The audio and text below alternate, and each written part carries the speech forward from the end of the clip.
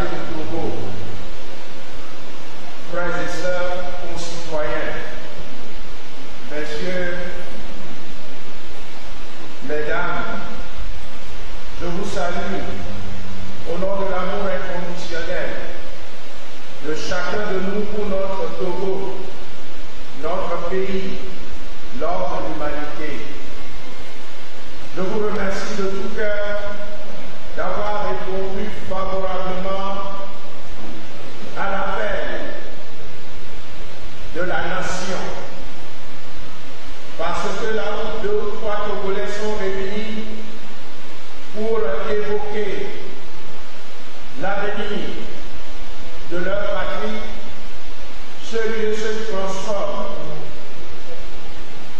inévitablement en espace sacré consacré de discussion émancipatrice, en creuset de liberté créatrice et en communauté de foi et d'espérance remplie de propositions actives pour trouver la voie vers un meilleur nous national qui est le chemin du bonheur et de la vie pour tous. Car être heureux tout seul est impossible. Mais si cela peut paraître possible, c'est qu'il y a une confusion entre le plaisir éphémère qui est contre les valeurs et le bonheur durable qui a une valeur fondamentale.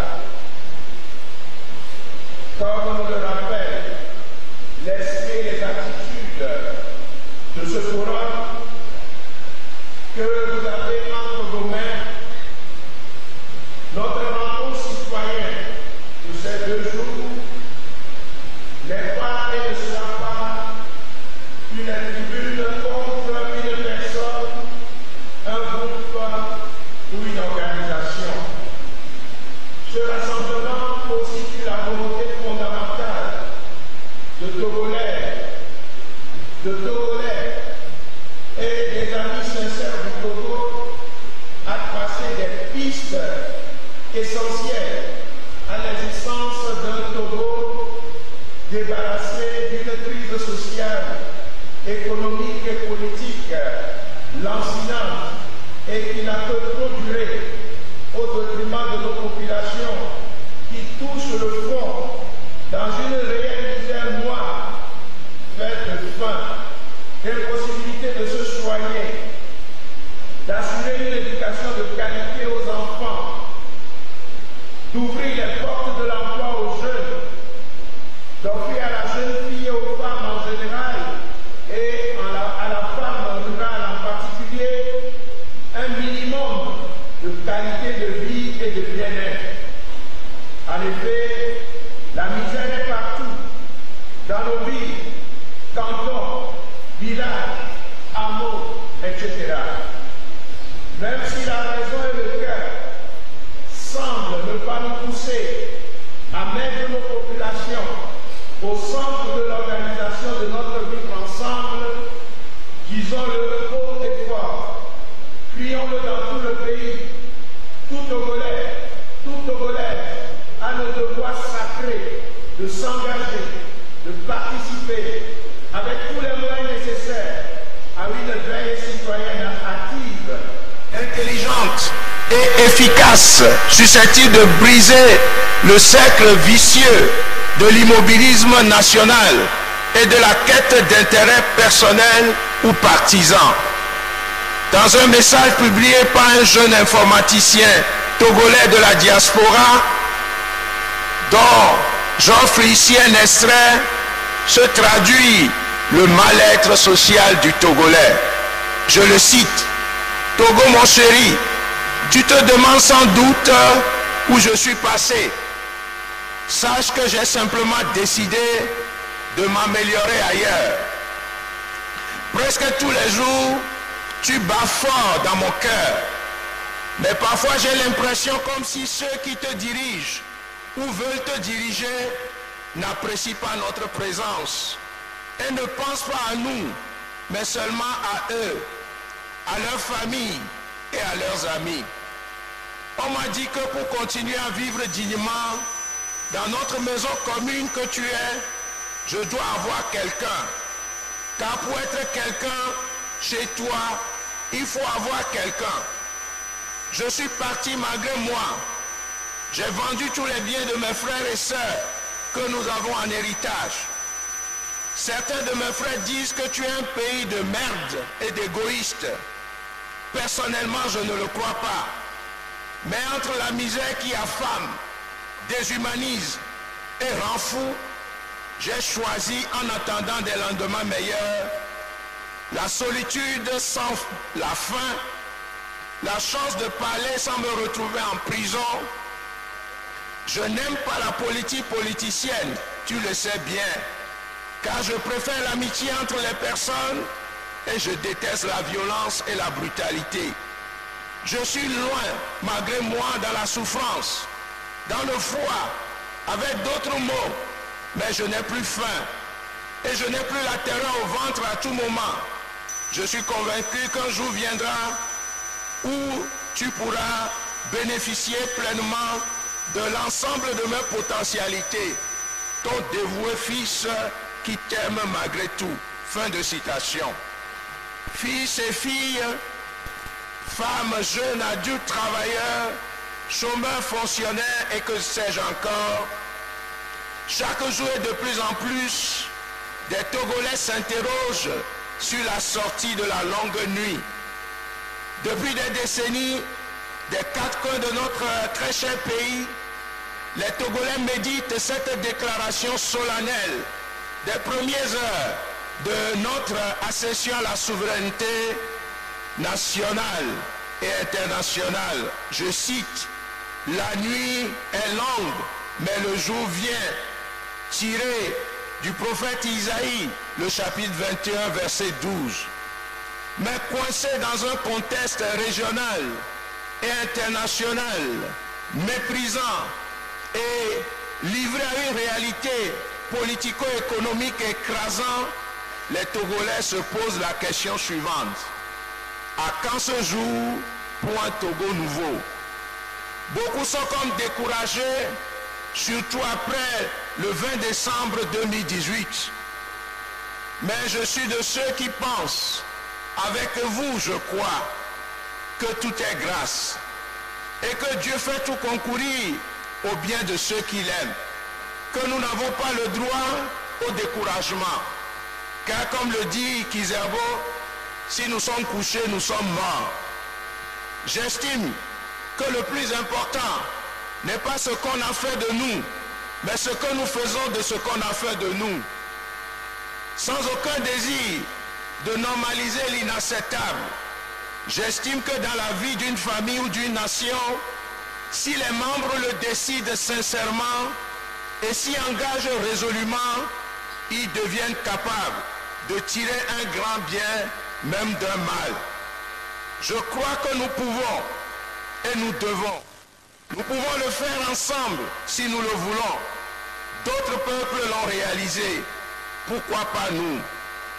Le jour nouveau tant souhaité, dans toutes les couches de nos sociétés et dans toutes les localités de notre beau pays, sera le fruit de nos actions conjuguées et de notre intelligence créatrice vis-à-vis de l'histoire, de notre volonté de transcender les intérêts égoïstes particuliers ou partisans.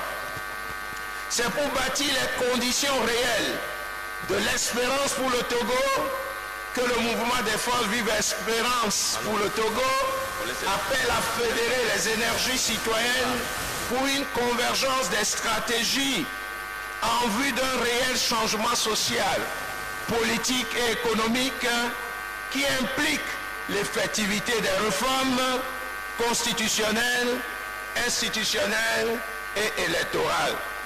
Nous croyons fondamentalement que la diversité est une richesse et c'est dans l'unité que nous devons servir la nation. Nous avons le devoir sacré et urgent de tourner le dos à toutes sortes de bipolarisation instrumentalisée de la vie sociale au Togo.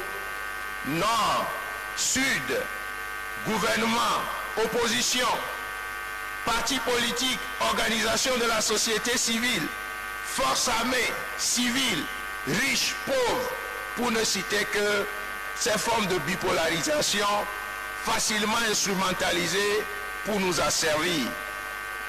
Nous devons donc viser une convergence dans les stratégies de la recherche du bien commun et de façon durable, en vue d'un meilleur vivre ensemble pour tous, dans la justice, la vérité, la paix et le développement. Choisir des stratégies communes à partir d'une convergence citoyenne de vision pour l'effectivité de la démocratie, de l'état de droit au Togo et du bien-être pour tous, avec une réelle qualité de vie pour tous les Togolais et Togolaises, est une question de vie ou de mort pour chacun d'entre nous. Nous sommes donc ici devant l'histoire, devant le présent et l'avenir de nos enfants. Et chacun doit se poser la question, quel Togo suis-je, sommes-nous en train de laisser à la postérité? Par notre bonne volonté et celle de tous les Togolais et Togolaises qui croient fermement à un lendemain meilleur, plus humain sur la terre de nos aïeux, nous espérons vivement que, sortis de ces 2 jours de réflexion, nous aurons des pistes concrètes d'action pour un Togo nouveau, prospère pour tous. Oui, si le méchant se détourne de tous ces péchés qu'il a commis, s'il pratique le droit et la justice, c'est certain, il vivra. Ézéchiel 18, 21 à 22. En chacun de nous se cache le méchant qui nous pousse à tourner le dos au bien commun. Faisons personnellement et collectivement avec nos dirigeants et décideurs actuels de notre pays et ceux qui viendront par la grâce de Dieu et avec tous les acteurs de la vie sociopolitique, économique, culturelle, religieuse et universitaire de notre pays, le choix, dis-je, d'être des hommes et des femmes lumineux, actifs et résolument engagés en véritables patriotes pour l'intérêt général de nos populations. Car le projet de société que nous avons reçu en héritage, c'est de travailler de toutes nos forces pour faire du Togo l'or de l'humanité. Que l'Éternel bénisse le Togo, qu'il vous bénisse et bénisse notre forum. Bonne journée de réflexion à nous tous. Je vous remercie. La Gazette du Togo, une vision sur l'actualité togolaise et sur le monde. Rejoignez-nous sur le www.lagazettedutogo.com ou sur nos comptes Facebook, Twitter et YouTube. Pour tout contact, écrivez à contact@lagazettedutogo.com ou appelez le 92 80 88 53. La Gazette du Togo, c'est l'information en continu.